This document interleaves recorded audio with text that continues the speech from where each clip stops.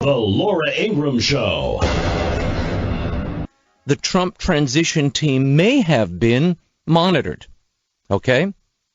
And then you had Bob Woodward, the venerable White House, or Washington rather, correspondent, saying that he believes some Obama officials might be facing criminal penalty.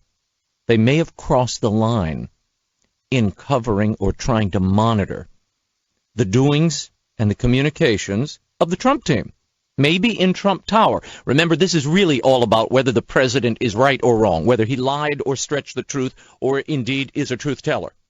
Remember, he sent out that tweet saying, Obama wiretapped Trump Tower. I just found this out. Well, he's using a loose term, but the fact is there were gathering of officials and communications coming in and out of Trump Tower. Now, I'll try to break some of this down for you, and then we'll talk about why it's important. We're going to have an FBI agent on in a little bit, a former assistant director in charge of the FBI's New York division, James Kallstrom, will come unpack this. Why is this important? I'll tell you why. Because it's happening to you and me. They are tapping and collecting information on you. And the question is something of masking. You see, classified intelligence, this sort of intelligence, they call it incidental. Here's what it appears happened, okay? The Obama administration, and this is according to a number of reports. I just read James Rosen's piece on Fox News, which is very detailed. The upshot is this. They didn't directly target Donald Trump, Donald Jr., General Flynn, on and on and on. They didn't target those people directly. What they did, brilliantly, it appears that Obama administration officials may have targeted foreign individuals and foreign governments, knowing that they would have contact with the transition team, which is natural when you have a team and a president coming to power. They are going to make contacts with various heads of state. So you send out a all network observation of these foreign entities, and you collect what is called incidental intelligence, meaning, oh, we didn't mean to wiretap your phone, Mrs. Brown. We just targeted all your neighbors and friends. We thought they might be of concern. And see, that gives you a little lack of accountability. You can kind of put distance between what you really are doing and what it appears you're doing on paper. So we're going to get into all of this with James Kallstrom. Now, meanwhile on the Hill, Nancy Pelosi is going to need another stretch because she is just coming apart over what she's hearing and watching, because Nunes dared to come out and brief the president and say, look, we think you've been the subject of this incidental information that's been collected, and we believe we have evidence. In fact, the NSA is supposed to reveal information to the committee today, Friday, which is being called a smoking gun. Here's the Pelosi reaction. Deflector-in-chief created some kind of a scenario where he either duped or the chairman of the committee was a willing stooge. He committed a stunt with the White House yesterday, raising questions about Chairman Nunes's impartiality, especially giving his history as a part of the Trump transition team. And then, of course, there's the ranking member of the committee, Schiff, Congressman Adam Schiff, who took after Nunes for daring to air these, what he calls unsubstantiated reports, and brief the president on them. Have our chair acting as a compromise, as a surrogate for the administration. He has to either have the surrogate role or the chairman role, but he can't do both. Well, briefing the president, I want your reaction to this. Maybe this is being blown up. Is briefing the president on intelligence gathering that may have been done ethically or unethically, legally or illegally, is that out of bounds for the chairman of the Intelligence Committee when it might have concerned the president and his administration? 855-40-LAURA, 855-405-2872, and we have a full deck for you today. This health care bill is moving through Congress, as you know. It is being changed by the minute.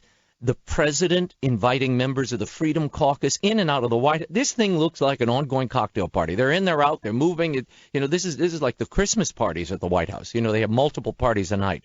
And they invite people, and they come in, and they all snap pictures, and then that group leaves, and another group comes in. They, put new hors d'oeuvres out. Well, that's what's happening at the White House these days to move this health care bill.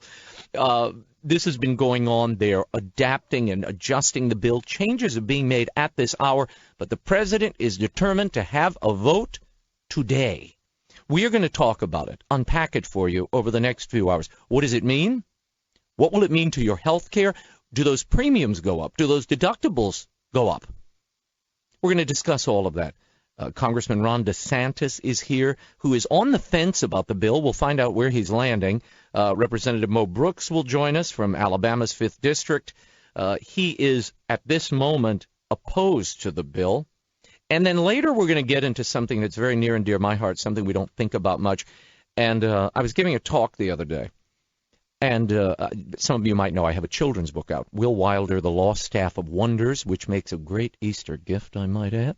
When I was giving a speech, we were talking about literacy and the consequences of illiteracy, which is on the rise in the United States. 21 million illiterate people out there. And what this means to a democratic republic.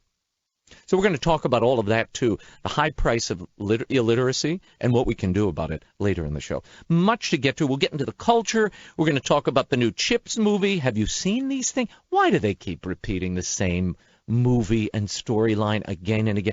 If I have to see Beauty and the Beast, Chips, one movie after another, that with Pinocchio's now coming, we've seen all of these movies done better. Yet they keep bringing them up. Why? We'll get into all of that. 855-405-2872. Raymond Arroyo sitting in for Laura Ingraham. Delighted to be doing so. We'll be back with James Kallstrom, the former assistant director in charge of the FBI's New York division, to talk about the smoking gun in the Trump wiretap charges. Coming up when the Laura Ingraham Show continues. That the Obama administration had wiretapped Trump Tower. Did it happen? Did it not happen? Does it matter? And is this much ado about nothing? We have a guest coming up, Raymond Arroyo, by the way, sitting in for Laura Ingraham. It's not, Laura's voice hasn't dropped this low. She's working on it, but she's not there yet. And coming up, James Kallstrom, who's the former assistant director in charge of the FBI's New York division. He'll join us in just a moment. I want to go to the phones. Robert, you wanted to say what? At least it was a violation of protocol what he did. Because in my young age, when I was in the Army at Fort Meade, I had the opportunity to go to the 11th Battalion Special Forces, and we were attached to the NSA, providing security most of the time, and we had to have a top-secret security clearance. If I found out that somebody was under investigation and I went to them and said, hey, you need to check this out, that would violate so many things because, first, if you're a subject of investigation, particularly if it's with Russian influence, you could just say, all right, I'm going to stop that, I'm going to delete this, I'm going to cover this up. It was wrong, all the way wrong. I was registered Republican, now I'm no party affiliation, but this is insane that this happened. Okay, thanks for the comment. We're going to go to Rita on line 3. Rita from Virginia, you wanted to say what? Hello? Hello?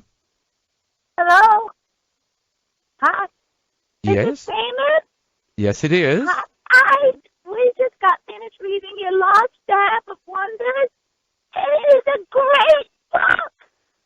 Oh, well, thank you. Wilder is my favorite. My grandson loves the first was great. The second, are you coming to Harrisburg anytime soon? I'm not coming to Harrisburg, but that's very sweet. Thank you I'm glad you passed the book along and you enjoyed it. Yes. Could you do a giveaway today? Because some of my now you're asking for free copies of the Will Wilder book. Maybe I may do some giveaways later. We got to get. Well, Rita, Raymond, I love the book. The book was fabulous. Oh, now Rita's voice did drop by several octaves, and that is Laura Ingraham, if my ears do not deceive. Oh, you know something? Number one, I did love Will Wilder and the Lost Staff of Wonders. Number two, you're doing a fabulous job filling in for me. And number three, how many times can James Kallstrom come on our show in a week? I mean, he was just on 2 days ago. Is Drew there, or is he not booking the show today? James is going to be our new co-host on the Laura Ingraham Show. No, well, it's important to get into this because you do need people of substance who understand this because it can be very complicated, I think, for the public. Well, I would like to speak up on Rita's behalf. She's a woman of great substance, and passion, which is missing in Washington D.C. Raymond, have a great show. I will say this: on the health care bill. Yes. They should have laid the groundwork with the conservatives before they started pushing this thing through Paul Ryan. Paul Ryan didn't do that. The legwork he needed to do on this bill, and even if they push something through, it's way too many bruised egos and lost opportunities. So that was very unfortunate. But I'm with Devin Nunes and against Joe Scarborough. So on that note, I will let you host the fabulous Laura Ingraham Show. And I heard that comment about my low voice. I have a bad throat, so you're. No, I said it was going. It was going low. It wasn't there yet. I was setting it up for you. I like coffee with character. My Yeah. husband says he likes it, and I never argue. Yeah, you're going to be the new Folger spokeswoman after and Fancy Feast. You could take over from Lauren Bacall. I love Fancy Feast. My cat loves Fancy Feast. Okay. I love you. Bye. Love you too. Enjoy your time off or wherever you are on assignment. Now I do want to go to James Kallstrom, who's the former assistant director in charge of the FBI's New York division. James, thanks so much for being with us. Can you give folks a sense? This is very hard for them to process. What is incidental collection of intelligence? What does that even mean? And was this nothing more than a ruse for Obama administration officials to, under the cloak of normalcy, monitor the Trump transition team? The last point you made, and hi, Raymond, it's nice being on with you. How are you? Great to The meet last you. point you made, I think, is probably correct. I don't know for a fact, but that there are. I can't go really too deep into this because it's pretty much all classified. Sure. Process even, not so much even the information, but a lot of this has been laid out, the process at least in these hearings, these public hearings, which basically were a farce. I don't know what the purpose of the public hearings were, quite frankly, but in any case, yes, I mean, there's authorized, legally judge-ordered interception of some communications of foreign adversaries. And, if while that is going on, others get on the line, either Americans or anybody around the world, that's going to be incidental interception. In the case of American citizens, the rules are very strict. That has to be minimized instantly. In other words, they may give you a minute or two just to figure out, what the comment is about and if it could possibly be something criminal or something related to foreign counterintelligence. But at that point, it has to stop, and you cannot collect on an American citizen. And you cannot let the name out either unless there is some sort of a conspiracy going on that further investigation is warranted. Yeah, and even in those cases, NSA or whoever is doing the monitoring does not unmask those names because it's really irrelevant at some point until the investigation gets further on. In this case, we have a major, major felony. We know this. Multiple people, apparently, if you believe the New York Times, leaked this information and laid out not only the name of the general, but laid out apparently, from at least what's in the public domain, I don't know it for a fact, laid out the transcript of what the conversation was about. And here we have testimony under oath from the director of national intelligence saying to his knowledge there was no Pfizer or any kind of interception going on. And you've got the strange testimony of the FBI director that confirms that there's some investigation going back to July concerning, did Russia influence the election? Or, Russia's been trying to influence things since I was a boy. But in this case, this is really a serious, serious matter. And I suspect there's 4 or 5 people that had access to this information and and provided it to numerous, the McClatchy newspapers, the New York Times and others. Mm-hmm. No, there's a piece in the Wall Street Journal today. Pete Hoekstra is writing, the former chairman of the House Intelligence Committee, saying he would never have had access to this kind of info. But according to Nunes, such information made its way to the Obama White House before Inauguration Day. My problem is this unmasking we keep reading about. Quickly, James Kallstrom, before we run out of time, the identities of the people in these transcripts are not revealed, but they apparently were unmasked and revealed to the Obama team. Why? Who would do this? I don't know, and we need to find that out quickly. And that is a real, not only a process problem. That, to me, that depending on why it was done, I mean, it could fall into the criminal side of the fence. As you know, there was supposed to be a vote yesterday on this health care bill, and it didn't happen. And it didn't happen after all this last-minute charm offensive. They sent Bannon and Priebus to the Hill. Kellyanne Conway was running around trying to whip up votes, get support. The Freedom Caucus just doesn't like this bill. Remember, the House Republicans have voted to repeal Obamacare 90 times without those measures ever becoming law. Now that they have the power to do it, apparently nobody gave it enough thought to figure out what they would do once they repealed it. So now reality kicks in. I mean, guys, you had 7 years. It's not like this was a surprise, right? Let's go to Doug.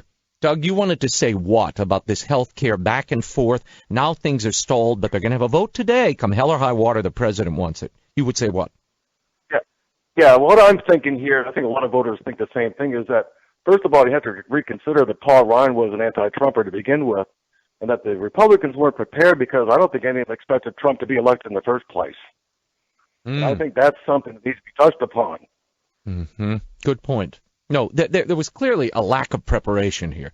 You had 7 years to figure something out.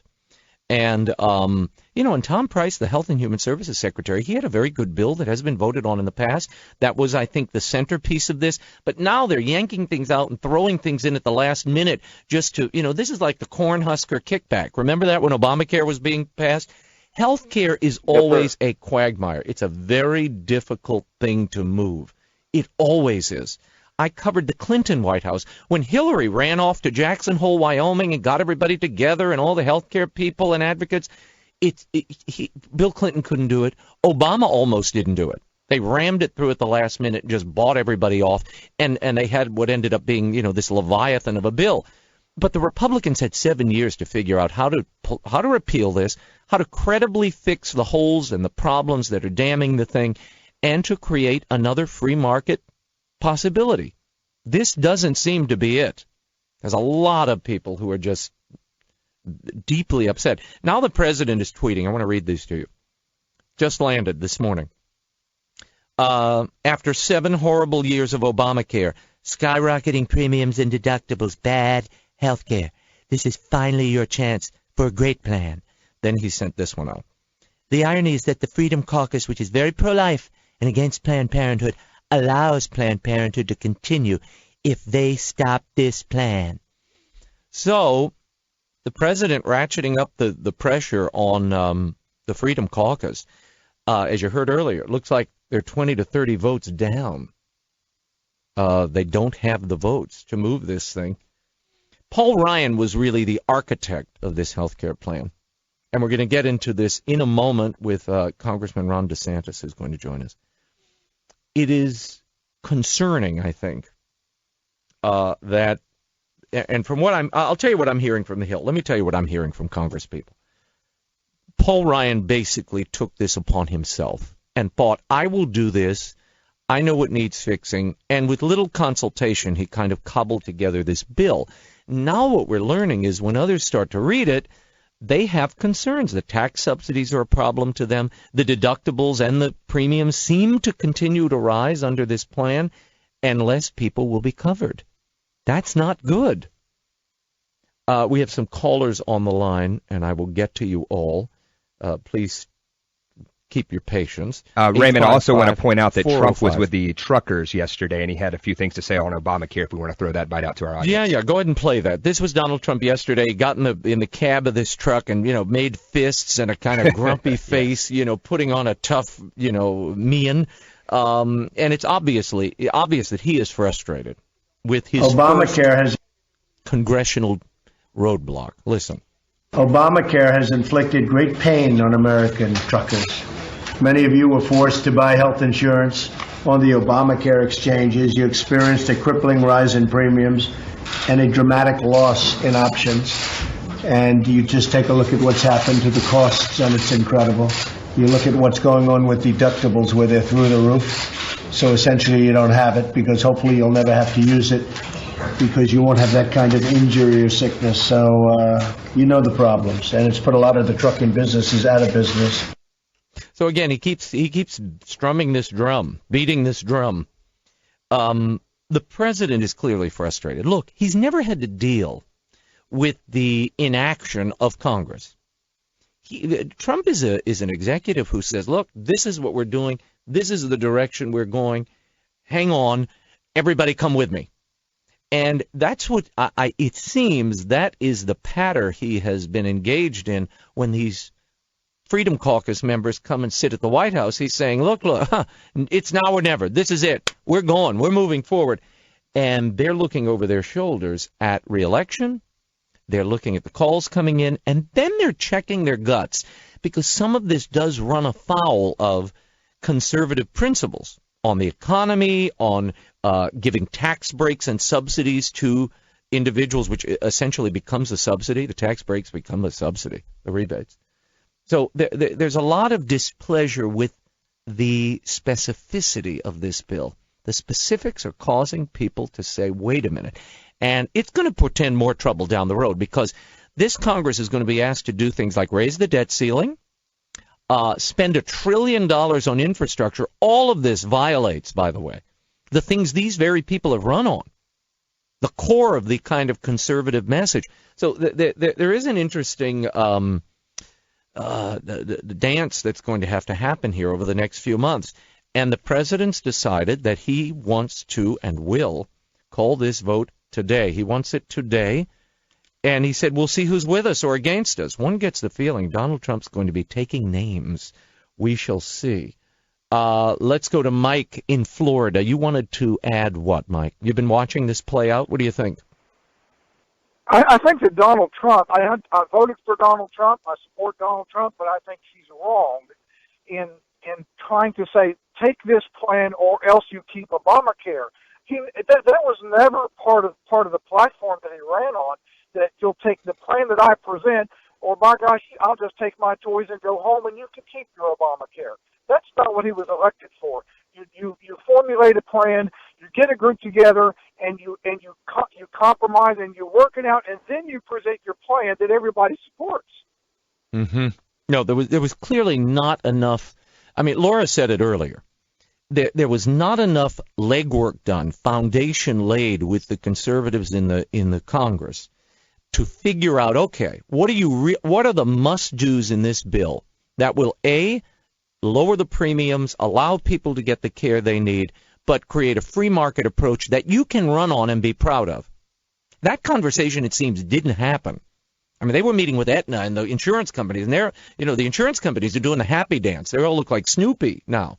But the bill, when you read it, is a problem.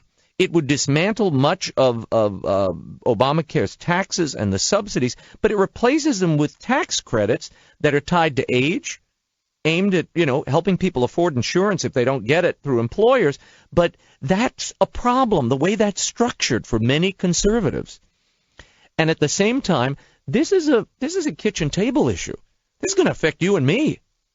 Your premiums are going to go up or not.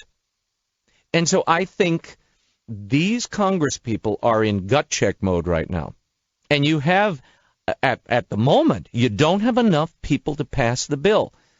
But the president's throwing it down. Now we're talking about Planned Parenthood. I don't know why they can't defund Planned Parenthood as part of a budget agreement. I don't know why you have to do it as part of health care, but The president does say the irony is that the Freedom Caucus, which is very pro-life and against Planned Parenthood, allows Planned Parenthood to continue if they stop this plan. The president should be cautioned about, and indeed there was a piece the other day about Mike Pence, Vice President Pence, telling the president, call this Ryan Care. Keep a little distance between yourself and this health care plan. This isn't your plan. This is Congress's plan. He didn't do that. The president has decided to really double down and throw in. You saw Bannon up at the Hill last night. I mean, they are really going for broke on this. They are going for broke. So what are the implications? And what do you see? Many of you supported Donald Trump. This was the moment you wanted. He promised to repeal Obamacare and replace it. What are you seeing? Does this disturb you, or is this just part of the legislative process and the normal clash of the offices, the executive branch with the congressional branch, and you have to let this play out? 855-405-2872. Sean Spicer spoke about this yesterday. Watch. If the bill doesn't pass, should the Speaker resign? Should Paul Ryan resign as Speaker of the House? That's absolutely not. This has been a great team effort on the Republican behalf, but at the end of the day, I don't think that's going to be necessary because I think the President has made a very, very strong case as to why this is everything that we have talked about for years. But if it doesn't pass, Sean, can the President still have confidence in the Speaker to deliver his caucus? You know what, Eric, if it doesn't? Look, I understand the question, Eric, but I'm not thinking that way. This is going to be interesting. Who gets the blame if this bill goes down? The president is calling this bill. President's a brawler. President Trump wants things done. Let's go. And if you're not doing it, my guess is he's going to pull out the old, you're fired. You're fired. Get out. Pack up your things and leave. In your gym bag. Bye. Okay, let's go to Lee. Lee, you wanted to say what? I'd like to say that, honestly, as much as I dislike Obamacare, I'm praying this bill does not pass. Why? Because I think they're leading Trump down the wrong road. The world isn't how we wish it to be. It's how it is. It's law for 6 years. It's been upheld by the Supreme Court. I don't like it, but it's like moving earth. It's hard. It's heavy, and it may make the bill. It may make it worse. And they're going to use it as a club to beat us over the head, and we won't get to throw the grenade back into Pelosi's lap and say, you broke the entire American healthcare system, and you won't lift a finger to help us fix it. You own it. I tried. I'm sorry. We're moving on. I am begging Republicans to let this bill fail. Please let it go. I swear, Trump's not going to lose any credibility over this. You don't think he does? Let me tell you. Look, I don't, because he gets on the line and he says Nancy Pelosi, Chuck Schumer, and Obama destroyed the entire healthcare system. We tried to fix it. We used every ounce of capital we could. We can't make it better. It may, in fact, make it worse. We don't want to hurt people. We don't want to hurt the poor. We don't want to hurt people for premiums going up higher. We tried. We're moving on to tax reform. Democrats own this forever, and they are to blame. Not the Freedom Caucus, and I'm begging Trump, I am begging you guys to not blame the Freedom Caucus. Do not blame Republicans and further push a wedge further between the Republican Party. Blame Democrats every time you get a microphone in front of your face, please. Okay, Lee, take a breath, because I'm going to ask you to react to this. I disagree with you on this point. I'm reading Gerald Sieb's piece in the Wall Street Journal today, hardly the New York Times. And in it, he says, former President Barack Obama tried a big fix in health care, and he came away with scars to show for it. Now, House Speaker Paul Ryan and President Trump are trying for the big health care fix, and they are coming away with the scars to show for it as well. And the point being, okay, Obamacare was such a disaster. People are suffering. The deductibles are going through the roof. They feel the pinch, the money flying out of their household budget. President Trump and these Republicans promised to repeal and replace Obamacare.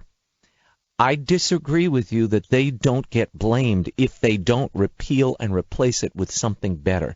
I do think they're blamed. However, that said, I don't know why you do this first. Anybody who knows the congressional process, and I've covered Congress now for 20 years, you know it's not the bills themselves. Those are very important. But sometimes, in fact, many times, the stacking and the order in which you bring a bill forward determines the success of your real important legislative agenda pieces. They should have moved forward with something like today. Look, we're not talking about a big story. The Trump administration today approved the Keystone pipeline that everybody wanted for years and years and years. That's moving forward. The permits are going out today. That's a great story. Energy independence. This is what people wanted. We're not hearing about that because we've got this infighting over health care. You don't do the most divisive, destructive thing that Bill Clinton couldn't get done. Obama almost didn't get done, except by hook and by crook, and I mean that literally. Forcing the thing, buying people off to get it through. Now it is a quagmire. That's what they're doing now, though. That's what they're doing now. They're not doing interstate commerce. They're not doing drug prices. There's all kinds of payoff. That's phase 3, Lee, remember? We may take some shrapnel, but I think the Democrats will own this forever. Honest to God, I think they're taking Trump down the wrong road. My advice would be... Yeah, I understand your frustration. And many people are saying this is down the wrong road. The president is being led astray here. Maybe he is. Had anyone asked my advice, and I think others would agree with this, I would have said, find the issues that you can unify your base around. So you are building political capital and legislative momentum. So you are moving as one. Get tax reform through, get regulation reform through. You have Keystone Pipeline to celebrate. Boom, boom, boom. And then when you get that settled, then you have the fight over health care. But by that time, that would buy you the time to build a real consensus around a bill that everybody can be happy about. Live or die. This is your bill that's built on conservative principle that you can celebrate when you go into the next election cycle. And barring that, you're not going to get anything. Raymond Arroyo sitting in for Laura Ingraham. We'll be right back in a moment. We had several congressmen who were lined up, and they are running in circles trying to figure out what's up and when the vote is actually going to be called. It's a big moment. It's a gut check moment for a lot of members on the Hill. But for Nancy Pelosi to stand there and sanctimoniously suggest to Paul Ryan and to members of the Freedom Caucus that they're going to have this vote tattooed to their head, you created this monster. You know, this is a little like Dr. Frankenstein defending the monster as he eats the villagers. I mean, give me a break. Nancy Pelosi, tattoo. She should know about things tattooed to your forehead. I'm not going to get into surgical details, but just imagine. I'll let your imagination run wild. Okay, let's go to the phones. A lot of you want to talk about this. Ron in California, what do you make of this bill? This is they claim that this is a do-or-die moment for the president, and some are saying that if he doesn't pass this, it will be a black eye to his vision, his agenda, and prove he could whip up a crowd at a rally, but he can't govern. You would say what? I'd say no, Raymond. I am the middle class out here in our hinterland.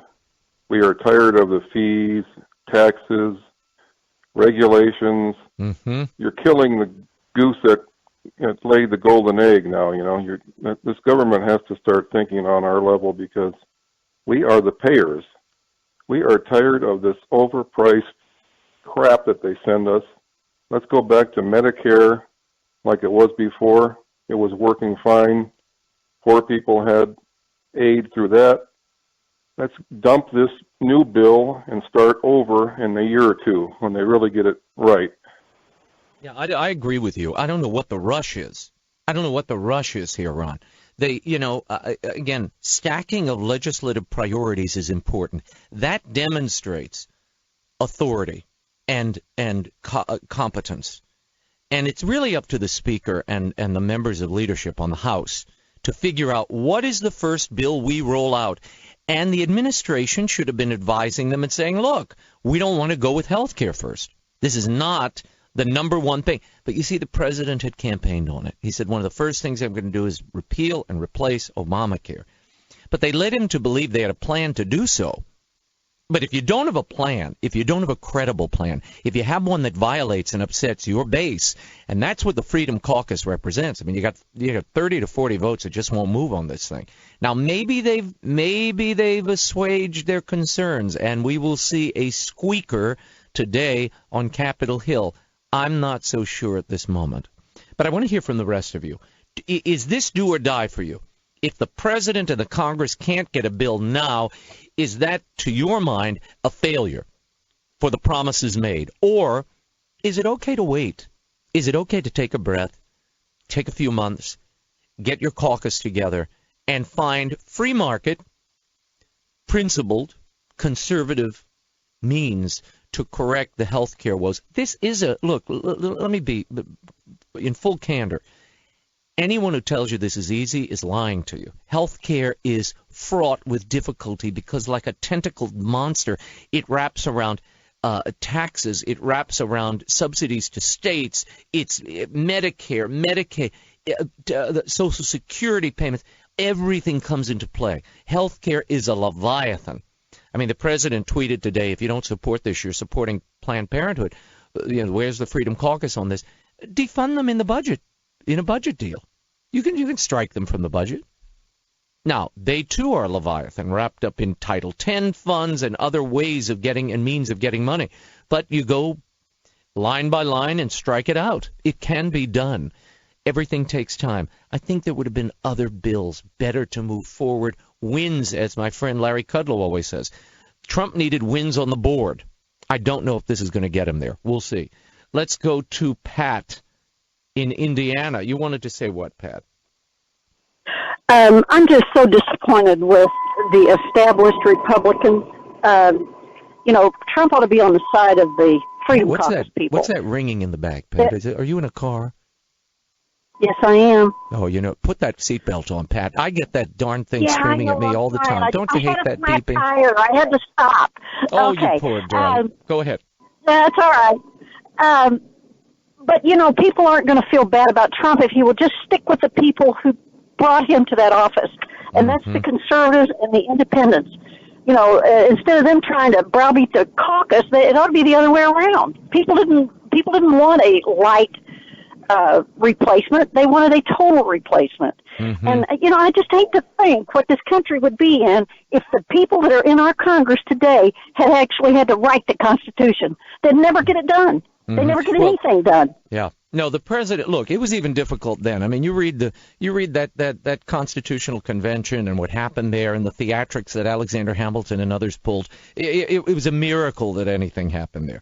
But looking at our contemporary situation, you raise a good point, Pat. This is an interesting point. Maybe it might have been a wiser political play for the president to indeed, as his vice president suggested, call this thing Ryan Care, keep it at arm's length, and as these concerns came to you, come out with the Freedom Caucus and say, you know what? We've decided this thing needs to be shelved. It's not where the people that brought me to this office feel this should be. This is not what they voted for, and I will not support a bill unless it does the things that we're looking for, and it doesn't have subsidies in it, and it doesn't drop coverage, and it doesn't raise deductibles and premiums. And unless that happens, I'm not supporting it. The CBO just scored this thing, by the way. It loses. It actually makes the deficit goes up under the new bill, and less people are covered. So how is that progress?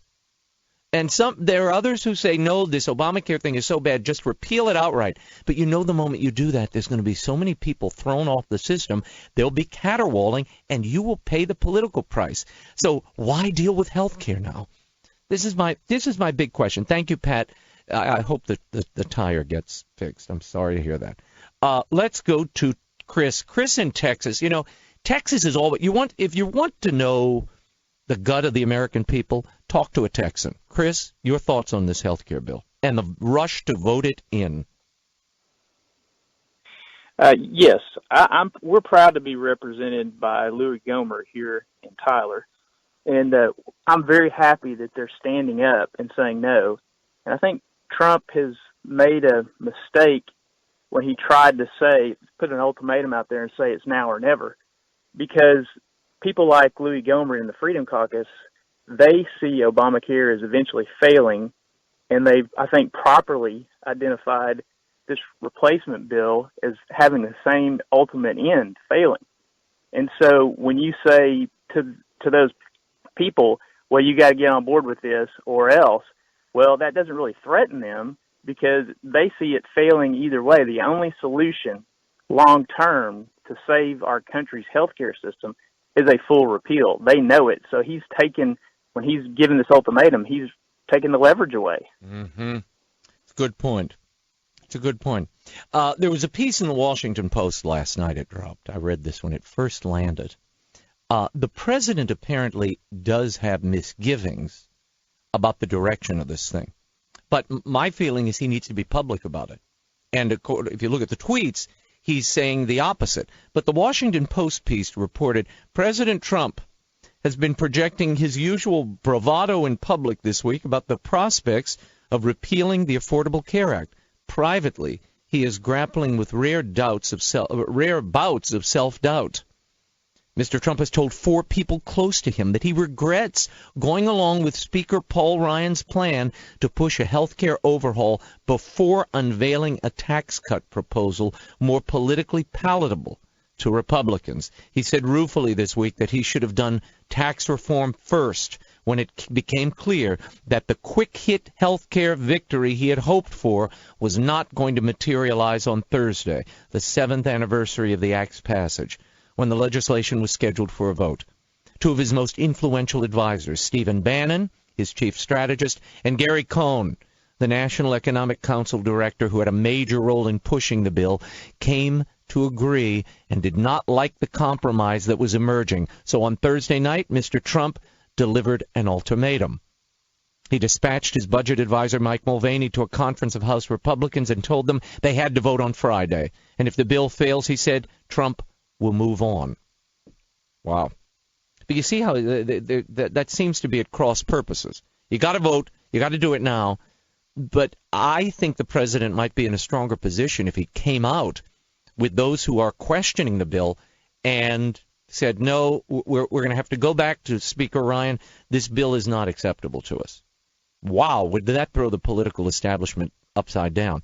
And I think score a victory for the president. Now, some would say it will also create a wound between he and the Speaker that would not be easily healed. But the people voted for him and the majority, not the Speaker. Let's go to Joanne. You wanted to say what, Joanne? Where are you calling from, Joanne? Michigan. Michigan. I wanted to what do say you make of that this? I believe that this is part of Trump's art of the deal, and I think it's a way of getting rid of Paul Ryan. Interesting. But you know, if that were the case, though, Joanne, he would do just as I said. He would be calling this Ryan Care, which is what Mike Pence advised, who's no dummy when it comes to congressional maneuvers. He was in leadership, and he's a friend of Paul Ryan's. But he was advising the president, call it Ryan Care, keep your distance. President Trump didn't do that. So that undermines the argument a little bit, but it's a fascinating idea. Why do you think that? Why do you think that's what he's doing? You think he's setting Paul Ryan up? Absolutely. Here's the problem. Here's the problem with that. I'm going to tell you the other difficulty. And if you talk to members on Capitol Hill, and I mean not, I'm talking Freedom Caucus members, conservative members, they will tell you there is no one else to fill the void here. That Paul Ryan, though he's not, beloved by everybody, he's the only voice of unity they could find. And with Ryan off the map, you have a problem holding the fractious divisions in the Republican caucus together. The pro-life people, the budget hawks, the defense hawks, all those people, it's a grab bag. It's not an easy caucus to keep together. So that's another piece of it here. But thank you for the call. We are going to take a very quick break. When we return, we'll dig deeper into the healthcare holdup happening on Capitol Hill. I'm not sure about this bill. I'm not sure at all. I think it leads to as many difficulties as it pretends to cure. And I do worry politically about the president and the Speaker and the Republican caucus putting so much faith in a bill that was cobbled together in the same way that Obamacare was. I don't think this gets us out of the hole. But we'll find out together. The Laura Ingraham Show continues, 855-405-2872. And I'll also share with you, again, more information on this wiretapping charge. When the president said the Obama administration wiretapped Trump Tower, he might have been right in a big way. I guess he'd say big league. We'll find out. Stay right here. Raymond Arroyo sitting in for Laura Ingraham. We'll be right back.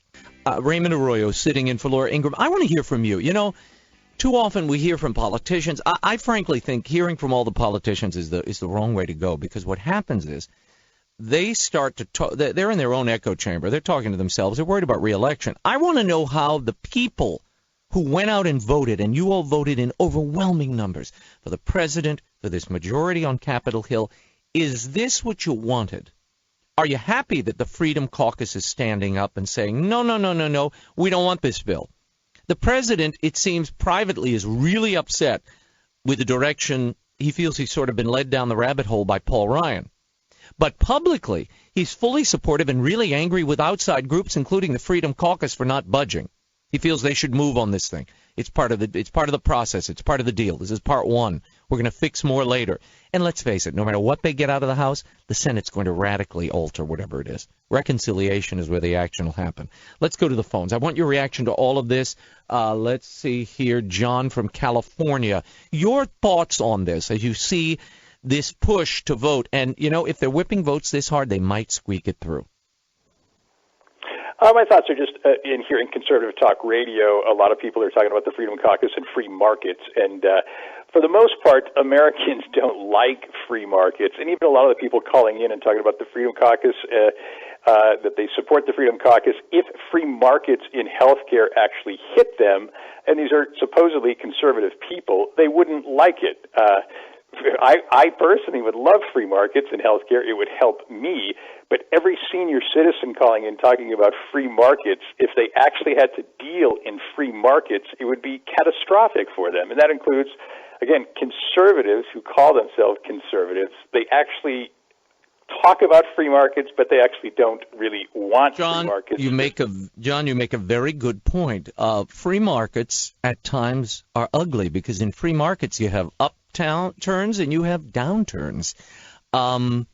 And at times you're going to pay more for your premiums because the market is driving it, and at other times they're going to drop and you're going to feel really good. It's like gas prices, which is also regulated to death. But let's pretend for a moment.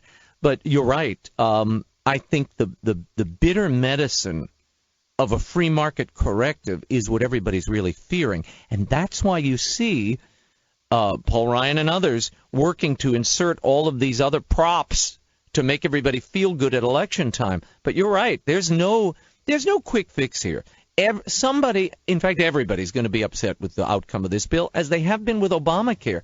Obamacare moved in the other direction. It was total government control, mandates, controlling and regulating the insurance markets. It was draconian.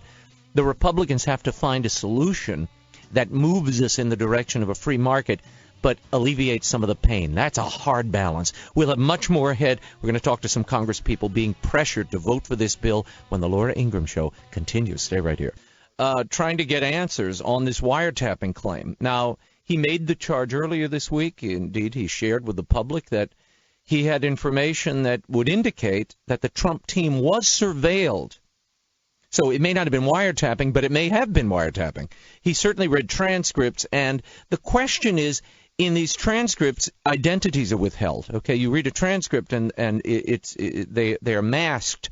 Only a handful of people have the knowledge to unmask those individuals who are captured in these intelligence scans.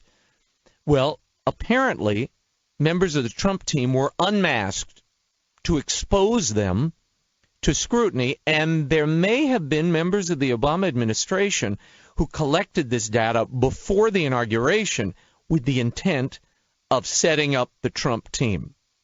So they believe it was indirect monitoring of the Trump team by targeting individuals that the Trump team was probably already talking to in foreign governments, etc. So it may have been done with intent.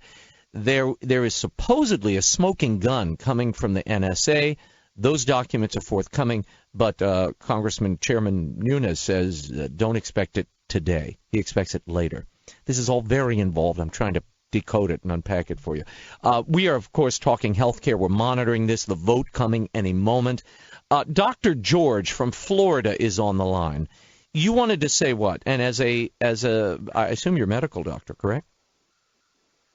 Yes, I practice medicine in Canada and now in Florida. I understand when the government dominates health care. Get the nanny state out of Ryan Care. That's the problem. The government always messes things up. Free markets, give people freedom and choice, get the cost down. That's the barrier, is the cost. And without tort reform and without buying insurance across state lines, you're never going to solve this problem. If you have a car in your driveway that has a dying motor and it's Obamacare, if you just put a new hood ornament on it, but you don't fix the motor, it'll never run. And what Ryan Care does is put a new hood ornament on a car that will never run. And so that's the issue. We need to get the government, the nanny state, out of healthcare. The question, Doctor, is how do you do that? As one of our callers earlier said, if you put in free market, an entirely free market approach to healthcare today, half of the conservatives or more would be caterwauling because, hey, where's my Medicare? Wait a minute, where's my, you would have that. So politically it becomes untenable. That's why you see them coming in with these, what amounts to the Cornhusker kickback part 2, where everybody's looking for their little subsidy or piece or change or amendment or, backstop in the health care bill. It becomes a big basket of giveaways for the insurance companies and for others. Absolutely. That's the problem. We need to get the Freedom Caucus to hold the line today and not vote no on this bill. Well, we'll see. I mean, it's hard for them because they're being pressured not only by leadership but the president as well. He wants the president wants a win on the board. That's what he wants. He needs to do that, I think, for himself. He feels he needs to do that. But the question is, at what cost? You are going to be held accountable and branded with whatever happens as a result of this health care bill. I don't like the rush. I just think if it's something as important as health care and it's been in place for 8 years, the Republicans should have had a credible plan to not only repeal but replace. What are the answers? How do you fix the gaps? How do you create free market solutions that will lift people and draw more people into health care by their own free will, not by government fiat and mandate? That apparently has eluded them. But we'll see what happens today in the votes. Thanks for your call, Dr. George. Rich, you wanted to say what? Yeah, hi, good morning. I just seem to think that choice and competition is what drives the cost down. Mm-hmm. So if we all actually got one of the healthcare or health savings accounts that President Trump talked about during the campaign, they contribute to that, and they let us choose the plan. And then let's make the insurance companies cater to us instead of us to them. Mm-hmm. Good point. Well, I think if you listen to members in Congress, in fact, we're joined by one here now, you will hear they believe this is a process, and this is the first part of that process. But I'll let one of them speak for themselves. We're joined now by Congressman Sean Duffy from Wisconsin, a member of the Banking Committee and a person you've seen all over the media these days. Congressman Duffy, thanks for being with us. It is good to be with you, Raymond. Thanks for having me on. Do you believe in the end the House is going to pass this bill? I know there's a lot of pressure being applied. And are you supporting it, and why? So I'm not sure. I'm 50-50 on my belief whether this bill is going to pass or not. And can I just back up a little bit, Raymond, Sure. and kind of tell you what I think the differences are in the Republican Party? Yes. There's 2 points of contention that are coming from the Freedom Caucus members. And I'm going to support this bill, and I'll tell you why in a second. But okay. Number one is the Freedom Caucus will say there's some the essential requirements of health care, the mandates of a healthcare. So you got to buy health insurance. I'm sorry, you got to buy maternity coverage. You have to keep kids on until 26 years old. There's a number of those requirements in Obamacare that drive up the cost of care. and we want to get rid of them and allow insurance plans to offer people products that work for them and the risks in their lives. Right. Well, we all agree we want to take away those requirements. We're doing this through reconciliation, and there's Senate rules that we're trying to play by on what can and can't be in this bill. So the disagreement that we have isn't about taking those mandates away. The disagreement is what can be in this bill and survive in the Senate, right? Mm-hmm. So that's one disagreement that we have, and I'm listening. I'm going to take Mitch McConnell and Paul Ryan's word for it, because we don't. If we get this wrong, this bill is fatal and could tank in the Senate. Right. Number one. The second concern that or issue that comes up is we're not taking away the power from the Secretary of Health and Human Services that Obamacare gave him. Well, I want to let Secretary Price use all the tools under Obamacare to make free markets work. And once he uses those to get markets to work, then we can take that power away so they aren't given to the next Democrat administration.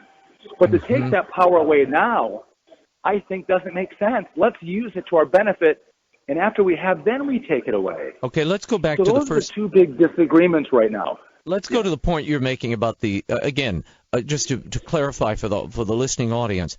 Obamacare required certain elements to be part of an insurance package, and they mandated all kinds of things that, frankly, you didn't need. Maternity care for older people and crazy stuff. But that survives in this bill. You all are saying, and I've heard Speaker Ryan say, well, we'll take care of that in reconciliation. How do you take care of it in reconciliation if there's no benchmark in your bill? So it goes to the Senate. There's no support for taking those bloated insurance products out there. So how do you fix it in reconciliation when the House has not put down any marker demonstrating that it wants them out? So we take some of them out. We don't take all of them out because we're told that if we do, it won't meet the Senate rules of reconciliation. And reconciliation is important because that's when you only need 51 votes. If we don't use reconciliation, we need 60 votes in the Senate. And that means you need 8 Democrats to vote for this bill, and you won't get those 8 votes. So what you can do is we can send, if we don't take away because we don't feel like we can in the reconciliation package from the House, if we don't take those essential benefits, those mandates away, when it goes to the Senate, the senators can offer amendments to this bill on the floor. And Ted Cruz and Rand Paul, they can take all of that stuff out in the Senate when it gets there. We don't prohibit the Senate from making amendments to this bill, and they can do things in the Senate that we can't in the House. So this is a procedural debate that we're having, Raymond. But it's important. I want the listeners to understand this as well. This is what we call this is one and done. In reconciliation, we get one shot. So if this bill, when it comes up today, if it fails, you can't bring this bill up next week or 2 weeks from now. You've lost the opportunity. So this is the one shot that Americans have with Republicans to repeal Obamacare through reconciliation. You can't. So in other words, we can't amend this bill and bring forward another repeal and replace bill for health care. Is that what you're saying? Under reconciliation, the reconciliation rules are such that you can only do one bill. And if it fails, the process is over. You're done. And why this is important is we take away next. That's right. Well, there's a second reconciliation that we're going to be able to do in about 2 months, right? And what's important is we want to get rid of the $1 trillion of taxes in Obamacare, right? In this bill that we do that. And so then when we do tax reform, our baseline is $1 trillion less than it is right now. And we're going to use reconciliation for tax reform. But the rules of reconciliation and taxes is it has to be revenue neutral. So if we do tax reform and we have to keep $1 trillion of Obamacare taxes, we're not able to lower rates for people and for businesses and make America competitive.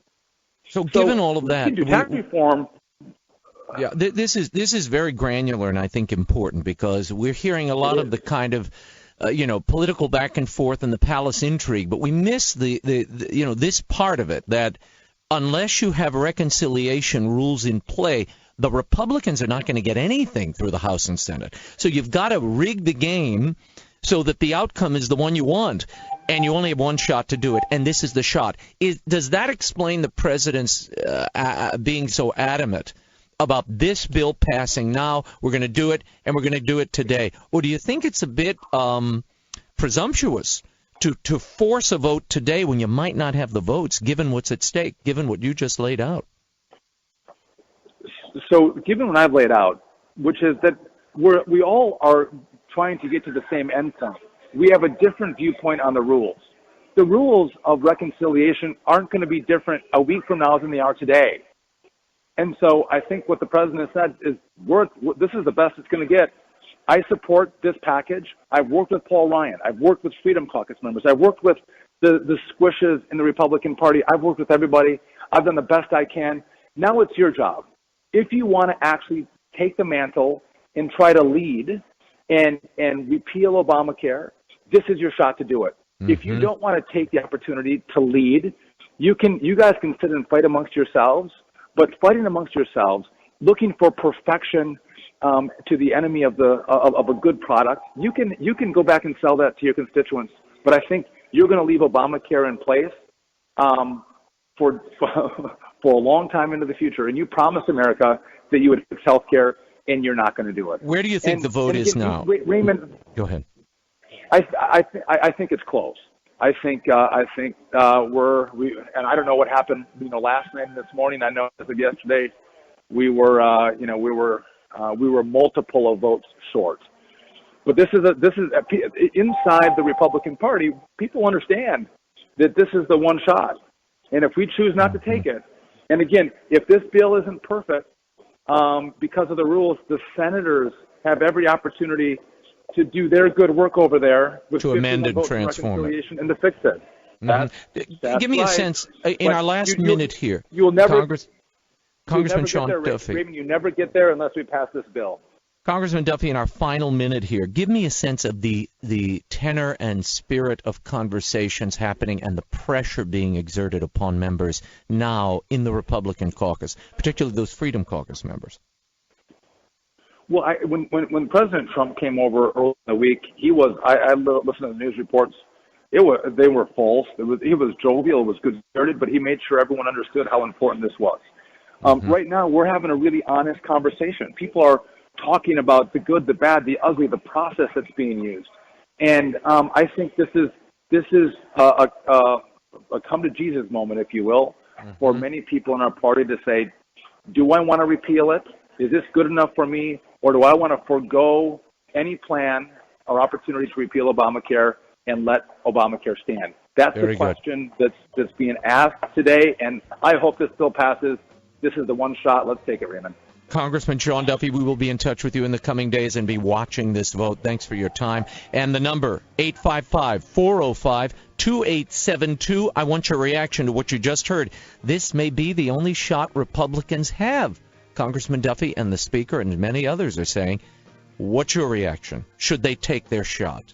Call us now. The Laura Ingraham Show continues. Raymond Arroyo sitting in for the great lady. Stay right there.